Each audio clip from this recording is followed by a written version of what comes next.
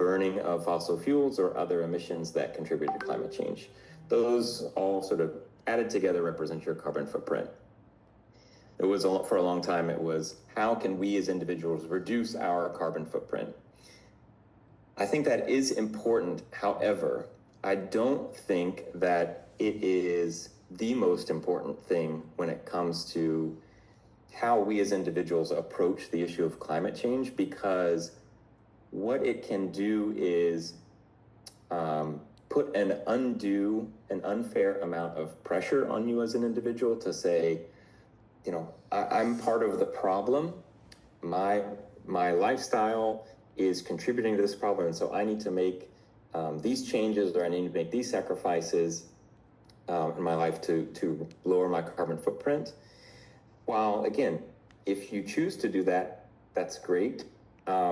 But what is most important actually in getting at the scale of emissions that are necessary is that's where institutions, in particular the fossil fuel industry, major companies around the world that have massive carbon footprints and thus have massive responsibility for the problem and opportunity to change their practices to reduce those emissions.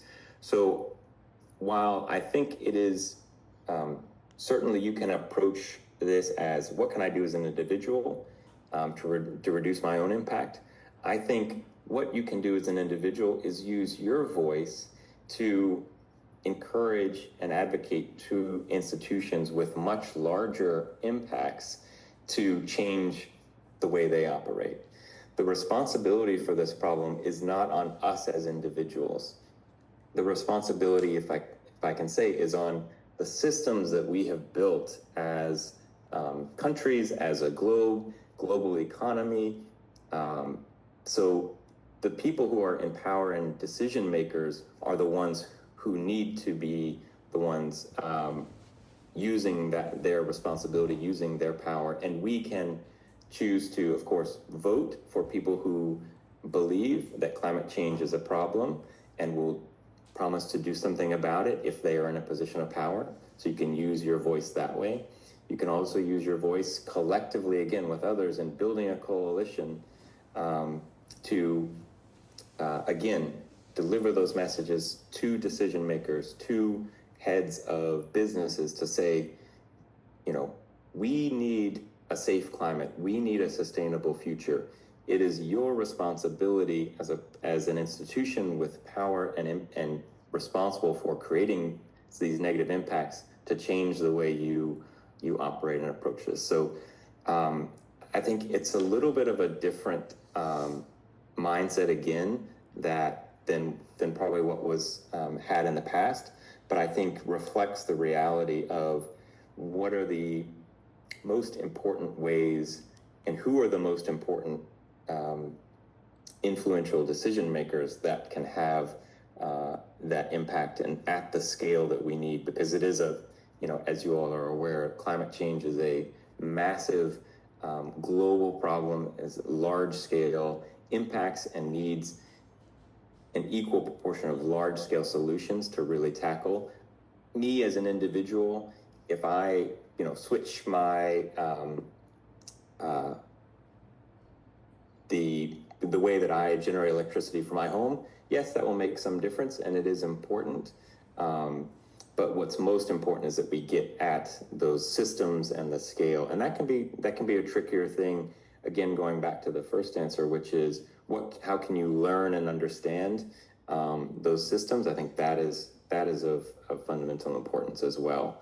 So hopefully that makes a little bit of sense.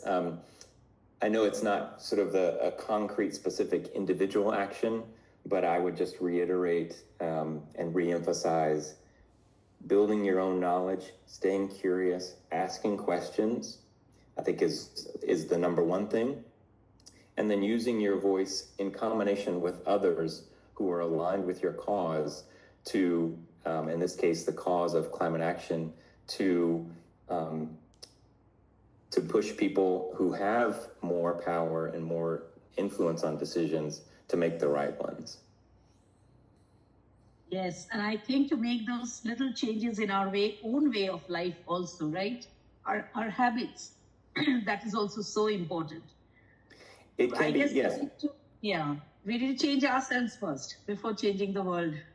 That's a good point too. I think that one of the effective ways that taking individual action can make is, while it may be small in terms of the scale of reducing emissions for your own individual carbon footprint, you are then coming at it from a place when you are approaching others to ask them to do things. You can then say, and here's what I've done.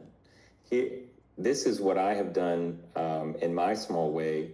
So you're speaking from a stronger position to say, I'm asking you to do this. I've already done it. I've shown that it's possible. And so leading by example in that way is also can also be powerful. Yeah, that's a great point. Absolutely. Kevin, just one thing. We may be sending you another link because these are, 40-minute sessions and it's almost over. Would you mind joining the next link? So there will be this small interruption. Yes. The link has another maybe 1.5 minutes left. I think we can send the second link and we can all join the second link, please. We are sorry about this interruption because that's none okay. of us I'm have going on a little long too myself. No, that's absolutely okay because we needed to hear this from you. That's why we are here. So just sending you the next link, okay? We are all joining through the next link. So Srishti, if you are ready, you can send it. And Sister, I have to end this meeting before I can send another. Yes, please end this meeting so that we can join. We have 3 more questions left, I know. Thank you. And I'm so sorry.